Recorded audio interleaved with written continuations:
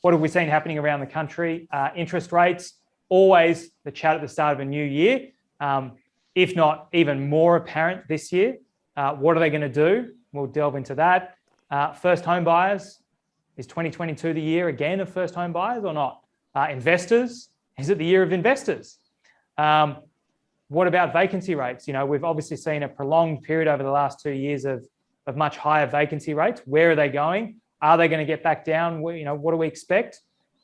And then lastly, it's almost like there's gloom out there about where house prices are going to go this year. But what we're talking about this fading boom is still, in my mind, a boom that we should be expecting for 2022. So there's some themes, there's some ideas. Pick what's important to you, throw some questions in, jump in the Q&A and get it going, because we will be there in a minute or two. And those of you that jump in first, I will answer your questions with the panel first.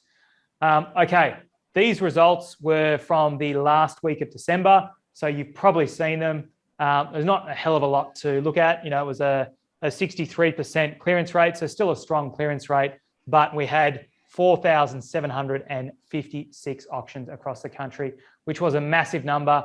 I talked about it before, 2,000 auctions in Melbourne. So really, really good end to the year, where you can see we had over 1,100 properties sold and almost 800 properties sold in Sydney and Melbourne, respectively. So huge numbers, good result there. And I think that really ended what was a stellar year. This here has a look at the transactions. We've got the final couple of weeks. So we've got week 52 of 2021. And this is just showing us the volume. I will dwell on this a little bit more than I have in the past, since I don't have real live auctions for you. Red line was 2021, blue line 2020, and the grey line 2019. You can obviously see each year has been consistently more.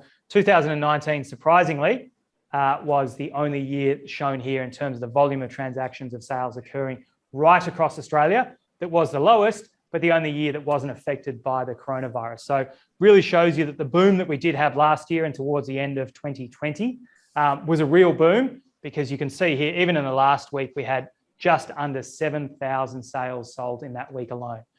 You can see this line up here is over 8,000. We had a couple of good weeks, some strong weeks, and really sitting in this 6,000 plus band pretty much week after week after week for the entire year. So really, really good depth to the market. So those price rises that we saw were real price rises. They were strong and supported by a ton of transactions occurring. The main change year on year, of course, was Victoria. We talk about this all the time. 2020 for Victoria was not a great year, as it was impacted by coronavirus, while the rest of the countryside, not so much. And that's why you can see nationally, we're almost 40% more transactions than in the prior year, led by Victoria, and everywhere else pretty strong as well.